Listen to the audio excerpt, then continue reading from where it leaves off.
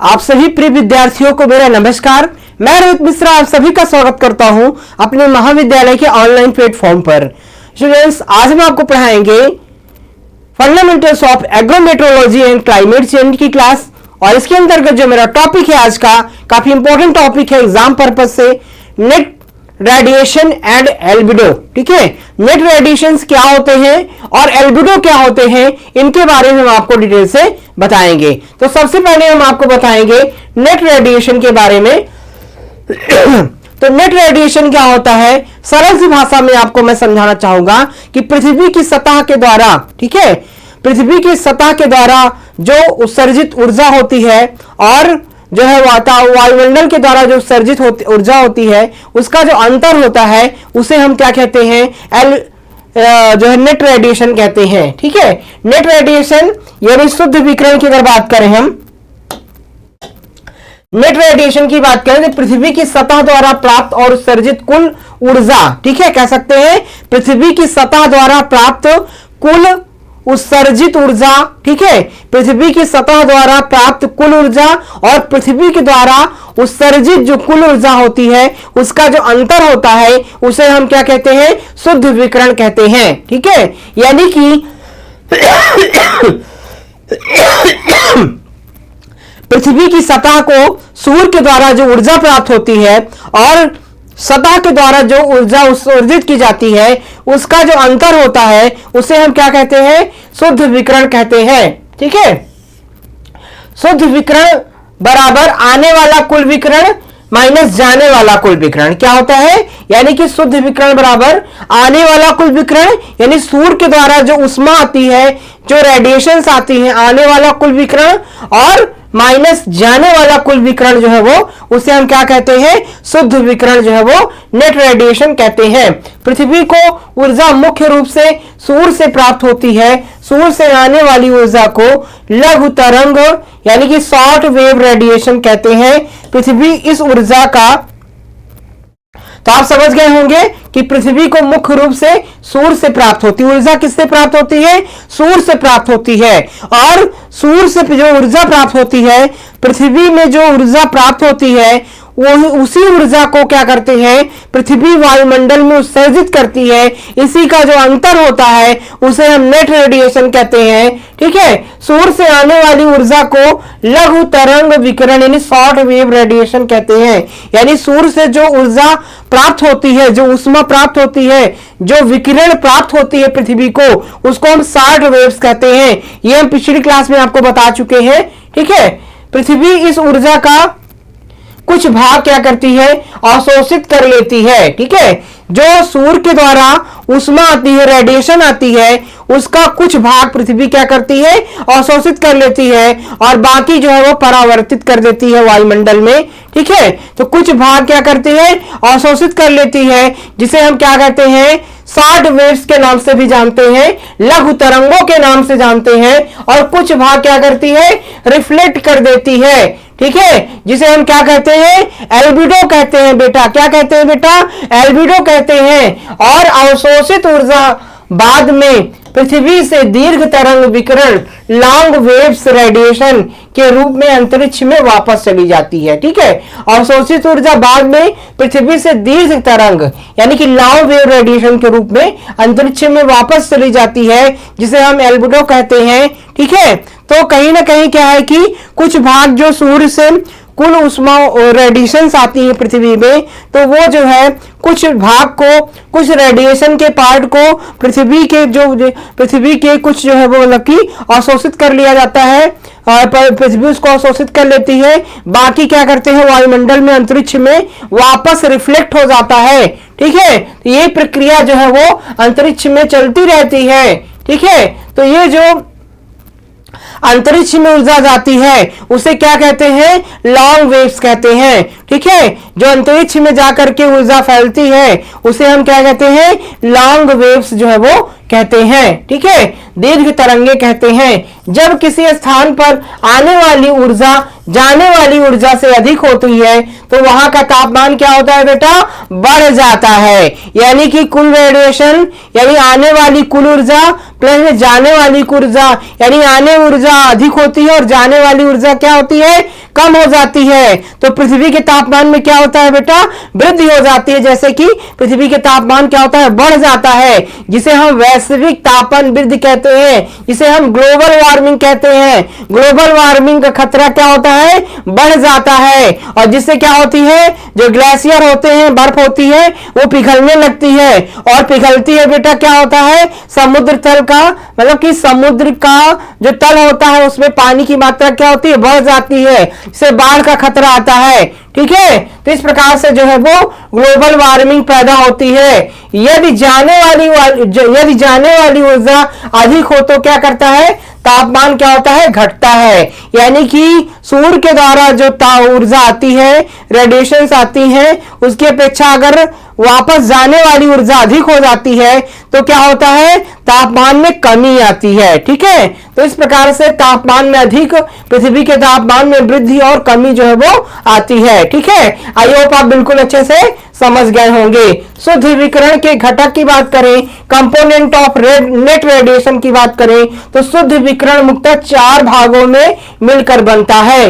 यानी net radiation के जो कंपोनेंट हैं वो 4 प्रकार के बताए गए हैं। तो 4 कंपोनेंट कौन कौन से हैं, आइए जानते हैं। आगमन लघु तरंग विकिरण, ठीक है, पहला क्या है बेटा, आगमन लघु तरंग विकिरण, इनकमिंग शॉर्ट वेव रेडिएशन। तो इनकमिंग शॉर्ट वेव रेडिएशन क्या है, सूर्य से आने वाली ऊर्जा। ठीक है, कौन कौन से कंपोनेंट है इसके नेट रेडिएशन के, इनकमिंग शॉर्ट वेव रेडिएशन, इस सूर्य से आने वाली जो ऊर्जा है। ठीक है, दूसरा क्या है, परावर्तित लघु तरंग विकिरण, रिफ्लेक्टेड शॉर्ट वेव रेडिएशन, जिसे हम कहते हैं सतह द्वारा वापस भेजी गई ऊर्जा। यानी आने वाली जो ऊर्जा है उसे वो कंपोनेंट है, प्लस जाने वाली जो ऊर्जा है वो कंपोनेंट है। तीसरा क्या कंपोनेंट है, पृथ्वी द्वारा उत्सर्जित दीर्घ तरंग, आउटगोइंग लॉन्ग वेव रेडिएशन। यानी पृथ्वी के द्वारा जो शोषित ऊर्जा होती है जब वो उत्सर्जित करती है तापमान को, उसे क्या कहते हैं बेटा, लॉन्ग वेव रेडिएशन कहते हैं। ठीक है, क्या बोलते हैं, लॉन्ग वेव रेडिएशन। तो ये पृथ्वी द्वारा जो दीर्घ तरंग विकिरण होती है ये भी शुद्ध रेडिएशन का, शुद्ध विकिरण का घटक होती है। ठीक है, वायुमंडल से प्राप्त प्रतिगामी विकिरण, यानी कि जिसे हम क्या कहते हैं, बैक रेडिएशन। ठीक है, वायुमंडल से प्राप्त जो है जो प्रतिगामी विकिरण है उसे क्या कहते हैं, बैक रेडिएशन जो है वो कहते हैं। ठीक है, इन चारों के संतुलन से किसी क्षेत्र का तापमान और जलवायु निर्धारित होती है। ठीक है, इन चारों के संतुलन से क्या होता है बेटा, किसी क्षेत्र के तापमान के बारे में, किसी क्षेत्र के तापमान के जो है वो संतुलन जो है वो बनता है। मतलब कि ये कुल आने वाली ऊर्जा प्लस कुल जाने वाली ऊर्जा प्लस अवशोषित ऊर्जा, पृथ्वी के द्वारा उत्सर्जित ऊर्जा, ये जो चारों कंपोनेंट होते हैं इन्हीं के द्वारा किसी भी स्थान का तापमान क्या होता है, निर्धारित होता है। तापमान घटेगा कि बढ़ेगा, क्या होगा। ठीक है, तो ये चारों कंपोनेंट काफी इंपॉर्टेंट होते हैं नेट रेडिएशन के। ठीक है, पृथ्वी का ऊर्जा संतुलन की बात करें, energy balance of the earth की बात करें तो पृथ्वी की औसत ऊर्जा संतुलन प्रणाली के अनुसार जो है वो, पृथ्वी की औसत ऊर्जा संतुलन प्रणाली के अनुसार लगभग 100% सौर ऊर्जा में से, ठीक है, लगभग 100% सौर ऊर्जा में से पृथ्वी के संतुलन की बात करें, जैसे पृथ्वी में जो ऊर्जा होती है, सूर्य की जो ऊर्जा आती है उसका 100% की बात करें तो लगभग 30% ऊर्जा वापस अंतरिक्ष में परावर्तित हो जाती है। ठीक है, तो लगभग कुल ऊर्जा जो सूर्य से आती है, यानी कुल रेडिएशन जो सूर्य से प्राप्त होता है उसका 30% बेटा क्या होता है, वापस अंतरिक्ष में क्या होता है, परिवर्तित हो जाता है। और लगभग 70% ऊर्जा पृथ्वी और वायुमंडल द्वारा अवशोषित कर ली जाती है। ठीक है, तो लगभग 70% जो ऊर्जा होती है वो पृथ्वी और वायुमंडल द्वारा क्या होती है, अवशोषित कर ली जाती है। ठीक है, इसी संतुलन के कारण इसी संतुलन के कारण पृथ्वी का औसत तापमान लगभग 15 डिग्री सेंटीग्रेड बना रहता है। ठीक है, तो इसी संतुलन कारण जो है जो पृथ्वी का औसत तापमान होता है वो कितने डिग्री बना रहता है, 15 डिग्री सेंटीग्रेड जो है वो बना रहता है। मतलब आने का जो है कुल जो है प्राप्त ऊर्जा और जाने वाली ऊर्जा उसी के अनुसार जो है लगभग 15 डिग्री सेंटीग्रेड जो है वो तापमान पृथ्वी का बना रहता है। यदि यह संतुलन बिगड़ जाए तो जलवायु परिवर्तन, क्लाइमेट चेंज की स्थिति उत्पन्न होती है। ठीक है, तो कुल आने वाली ऊर्जा और कुल जाने वाली ऊर्जा अगर इसका संतुलन बेटा बिगड़ जाए तो क्या होता है, जलवायु परिवर्तन की स्थिति आती है, ग्लोबल वार्मिंग की कंडीशन आ जाती है। ठीक है, जैसे कि वैश्विक तापमान में वृद्धि होती है। जैसे आज जिस स्थिति आप देख रहे हैं, अभी फरवरी का महीना चल रहा है, मतलब फरवरी का लास्ट चल रहा है। ठीक है, लास्ट वीक चल रहा है, लेकिन तापमान इतना ज्यादा बढ़ गया है कि अभी से कूलर पंखे चलाए जा रहे हैं। ठीक है, मतलब कि आप धूप में खड़े नहीं हो सकते हैं, इतनी ज्यादा धूप हो गई है। ठीक है, तो इस प्रकार से क्या है कि इसे क्या कर रहे हैं, क्लाइमेट चेंज का असर है। ये क्या है, वैश्विक तापमान में क्या हो रही है, वृद्धि हो रही है। मतलब जनवरी फरवरी के महीने से ही गर्मी स्टार्ट हो जा रही है, जो कि आपका मार्च और अप्रैल में होना चाहिए। ठीक है, तो ये कहीं ना कहीं क्या है, पृथ्वी के तापमान में निरंतर क्या हो रही है, वृद्धि होती रही है। इसी के कारण इस प्रकार की घटनाएं जो है वो आपको देखने को मिल रही हैं। अब बात करेंगे बेटा शुद्ध विकिरण का महत्व, इंपॉर्टेंस ऑफ नेट रेडिएशन की। इंपॉर्टेंस ऑफ नेट रेडिएशन की अगर मैं बात करूं तो शुद्ध विकिरण का कई सारे महत्व हैं, जैसे जलवायु परिवर्तन निर्धारण में सहायक। ठीक है, तो जलवायु जो परिवर्तन है, जलवायु निर्धारक में मतलब कि क्लाइमेट कंडीशन को डिसाइड करने में, क्लाइमेट को निर्धारित करने में इसकी मुख्य भूमिका होता है, ये सहायक होता है। ठीक है, तापमान नियंत्रण में सहायक होता है। ठीक है, तापमान के नियंत्रण में सहायक होता है। वाष्पीकरण और वर्षा चक्र को प्रभावित करता है। क्या करता है, वाष्पीकरण और वर्षा चक्र को भी ये प्रभावित करता है नेट रेडिएशन। ठीक है, पौधों की प्रकाश संश्लेषण प्रक्रिया में सहायक होता है। पौधों की प्रकाश संश्लेषण प्रक्रिया में सहायक होता है। ठीक है, तो शुद्ध विकिरण जो है वो पौधों में होने वाली जो प्रकाश संश्लेषण क्रिया होती है, जिसके द्वारा पौधे जो अपना भोजन बनाते हैं, उसमें भी ये क्रिया जो है वो सहायक होता है। यदि शुद्ध विकिरण सकारात्मक हो, पॉजिटिव नेट रेडिएशन हो, तो ऊष्मा संचित होती है। ठीक है, यदि शुद्ध विकिरण जो है वो सकारात्मक हो, पॉजिटिव नेट रेडिएशन हो, तो ऊष्मा क्या होती है, संचित होती है। ठीक है, यदि नकारात्मक हो, निगेटिव नेट रेडिएशन हो, तो ठंड क्या होती है, बढ़ जाती है। यदि शुद्ध विकिरण क्या होती है, निगेटिव हो जाती है, तो ठंड क्या होती है, बढ़ जाती है। और यदि पॉजिटिव हो जाती है, ठीक है, सकारात्मक होती है, तो ऊष्मा क्या होती है, संचित होती है। ठीक है, तो ये डिफरेंट टाइप्स किसके महत्व है, बिल्कुल अच्छे से आप पढ़ लीजिएगा इसको। अब बात करेंगे अगली हेडिंग की, एल्बिडो। ठीक है, अगला जो टॉपिक है हमारा वो क्या है, एल्बिडो। एल्बिडो के बारे में थोड़ा सा जानते भी हैं आप, मैं पहले ही बता चुका हूं। एल्बिडो जो होती है, एल्बिडो किसी सतह की वह क्षमता है जिससे वह आने वाली सौर ऊर्जा को परावर्तित करती है। ठीक है, सरल सी भाषा में मैं बताऊं कि जैसे पृथ्वी क्या करती है, पृथ्वी जो है, पृथ्वी में जो सूर्य की विकिरण आती है, जो पृथ्वी को किससे ऊर्जा प्राप्त होती है, सूर्य से प्राप्त होती है। सूर्य जो है वो ब्रह्मांड में सबसे बड़ा जो ऊर्जा का स्रोत है वो है सूर्य। ठीक है, तो सूर्य से पृथ्वी को क्या बेटा प्राप्त होती है, ऊर्जा प्राप्त होती है। और 30% जो ऊर्जा है सूर्य की, उसको पृथ्वी अवशोषित कर लेती है।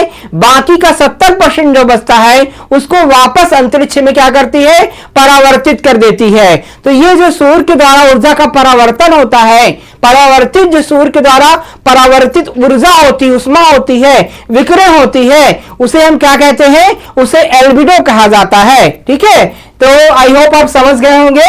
एल्बिडो बराबर परावर्तित ऊर्जा बटे कुल प्राप्त ऊर्जा। क्या होता है बेटा, एल्बिडो बराबर परावर्तित ऊर्जा बटे कुल प्राप्त ऊर्जा।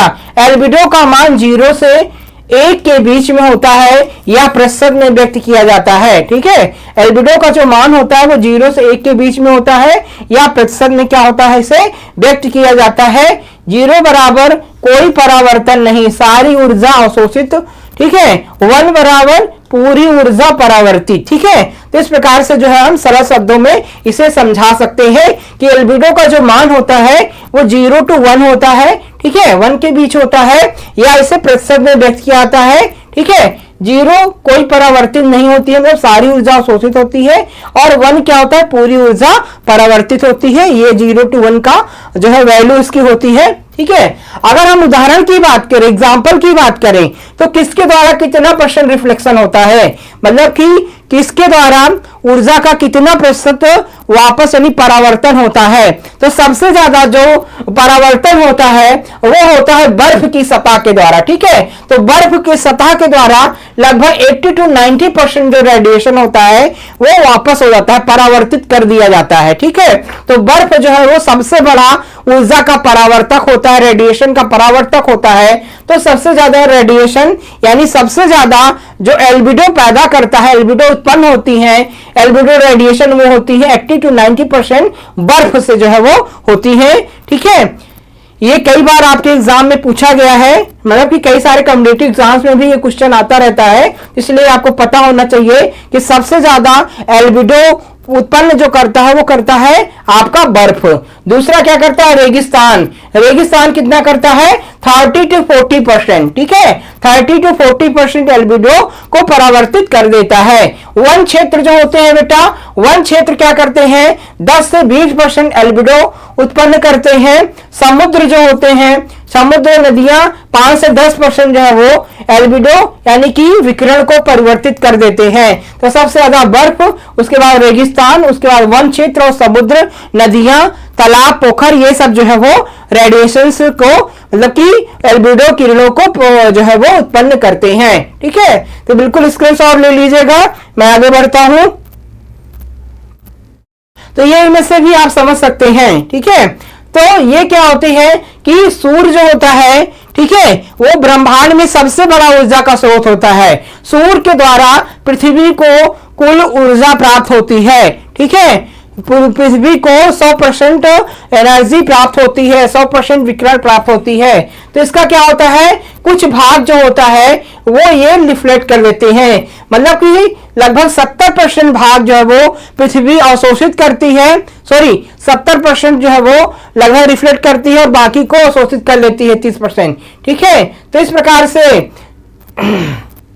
प्रकार से जो है वो अलग अलग भाग जो होते हैं। ठीक है, जैसे ग्लेशियर हो गए, ग्लेशियर जो होते हैं वो 85 to 90% जो है वो रिफ्लेक्ट कर देते हैं, 10 से 15% जो है वो एब्जॉर्ब करते हैं, मतलब कि 10 से 15% ही जो है उष्मा को वो अवशोषित करते हैं ग्लेशियर, बाकी उष्मा को क्या करते हैं, वापस रिफ्लेक्ट कर देते हैं। ठीक है, तो इस प्रकार से जो है ये जो सूर्य के द्वारा अवशोषित ऊर्जा होती है उसका जो परावर्तन होता है उसे क्या कहते हैं, उसे ही बेटा कहते हैं एल्बिडो कहा जाता है। क्या कहते हैं, उसे ही हम क्या कहते हैं, एल्बिडो के नाम से जानते हैं। ठीक है, तो इस प्रकार से ये होती है।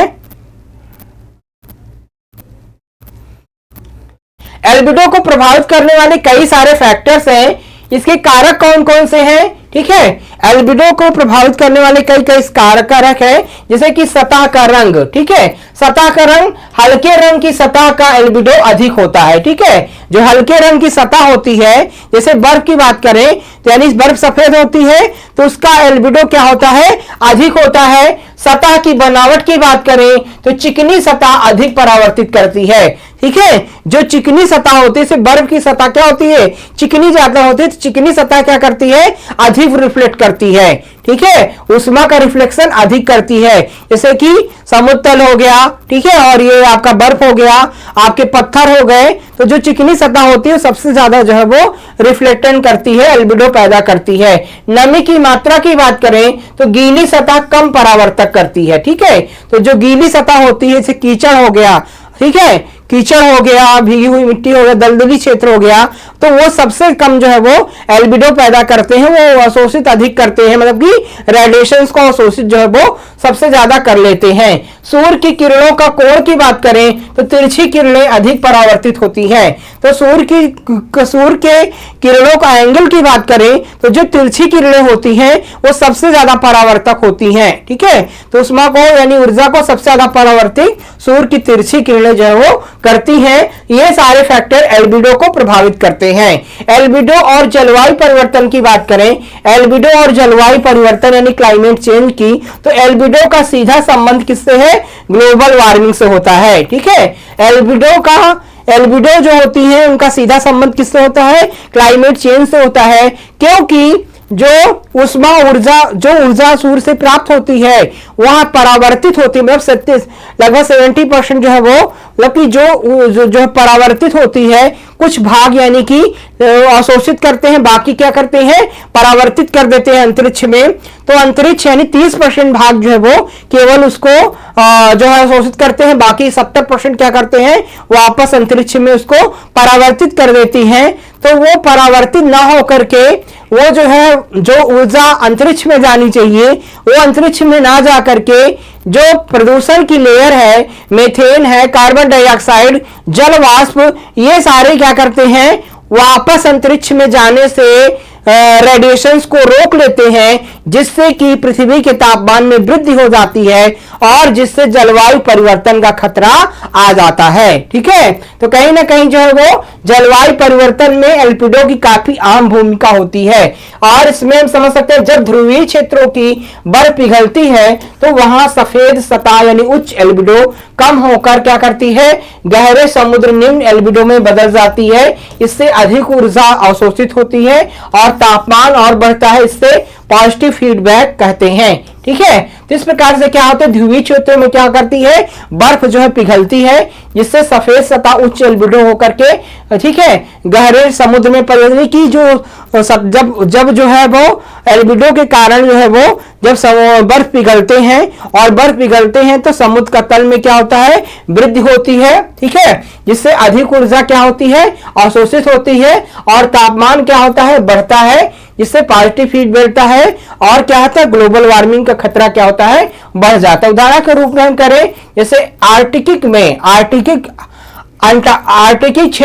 क्षेत्र में बर्फ पिघलने से एल्बिडो कम हो रहा है, जिससे वहां तापमान तेजी से बढ़ रहा है। ठीक है, तो आर्कटिक क्षेत्र में क्या होता है कि बर्फ के पिघलने से, ठीक है, बर्फ पिघल रही है, इससे क्या होता है? एल्बिडो अगर अधिक होगा तो बर्फ क्या होगा? पिघलेगी, और बर्फ पिघलेगी तो वहां का क्या होगा कि तापमान में वृद्धि होगी। ठीक है, समुद्र तल के में भी वृद्धि होगी, से बाढ़ का खतरा आएगा। ठीक है, तो इस प्रकार से तापमान में वृद्धि हो रही है। अब बात करेंगे हम एल्बिडो के प्रकार की, टाइप्स ऑफ एल्बिडो की अगर बात की जाए तो गृहीय एल्बिडो, प्लानिटरी एल्बिडो। सबसे पहला क्या है? गृहीय एल्बिडो, पूरे ग्रह का औसत परावर्तन। ठीक है, गृहीय एल्बिडो क्या कहते हैं? पूरे ग्रह का जो है पूरे ग्रह का, जैसे पृथ्वी क्या है? एक ग्रह है, तो पूरे पृथ्वी का जो ऊर्जा का विकिरण का, ठीक है, परावर्तन होता है, उसे क्या कहते हैं? गृहीय एल्बिडो कहते हैं। ठीक है, सतही एल्बिडो किसे कहते हैं? Surface albedo. ये दोनों हेडिंग होना चाहिए था। ठीक है, तो इसको हेडिंग आप बना लीजिएगा, बिल्कुल मिस्टेक मत करिएगा। सतही एल्बिडो की बात करें तो किसी विशेष स्थान की सतह का परावर्तन। ठीक है, किसी विशेष स्थान की सतह का जो परावर्तन होता है उसे क्या कहते हैं? सरफेस एल्बिडो कहते हैं। ठीक है, पृथ्वी का औसत ग्रहीय एल्बिडो लगभग 0.30 यानी 30% होता है। तो पृथ्वी का जो औसत एवरेज जो है प्लानिटरी एल्बिडो होता है वो कितना होता है बेटा? 30% होता है। ये पॉइंट बिल्कुल अच्छे से याद रखिएगा आप लोग। ठीक है, शुद्ध विकिरण और एल्बिडो का संबंध की बात करें, the relationship between net radiation and albedo, दोनों में हम संबंध की अगर बात करें शुद्ध रेडिएशन और एल्बिडो में, तो शुद्ध विकिरण और एल्बिडो एक दूसरे से गहराई से जुड़े होते हैं।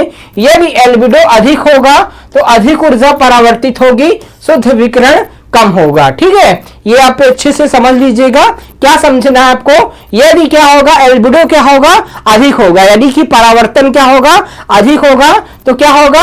अधिक ऊर्जा क्या होगी? परावर्तित होगी। बिल्कुल सही है। और साथ साथ क्या होगा? शुद्ध विकिरण जो होता है वो कम होगा। ठीक है, शुद्ध विकिरण क्या होगा? कम होगा। ठीक है, यदि एल्बिडो कम होगा, एक पॉइंट और है बेटा इसमें कि यदि एल्बिडो क्या होगा, कम हो जाएगा तो अधिक ऊर्जा अवशोषित होगी। ठीक है, समझने वाली बात है कि अगर एल्बिडो कम होगा तो क्या होगा, अधिक ऊर्जा क्या होगी, अवशोषित होगी और शुद्ध विकिरण क्या होगा, अधिक हो जाएगा। ठीक है, तो ये बिल्कुल अच्छा पॉइंट है कि अगर एल्बिडो क्या होगा, अधिक होगा तो अधिक ऊर्जा परावर्तित होगी और शुद्ध विकिरण क्या होगा, कम हो जाएगा। और अगर एल्बिडो कम होगा तो अधिक ऊर्जा अवशोषित होगी और शुद्ध रेडिएशन क्या होगा, बढ़ जाएगा। ये पॉइंट अच्छे से आपको याद रखना है। ठीक है, उदाहरण की अगर बात करें तो उदाहरण में हम बात करें जैसे बर्फीले क्षेत्र है, ठीक है, तो वो क्या करते हैं, उच्च एल्बिडो कम शुद्ध विकिरण। ठीक है, बर्फीले क्षेत्र क्या होते हैं, उच्च एल्बिडो होते हैं और कम शुद्ध विकिरण होता है।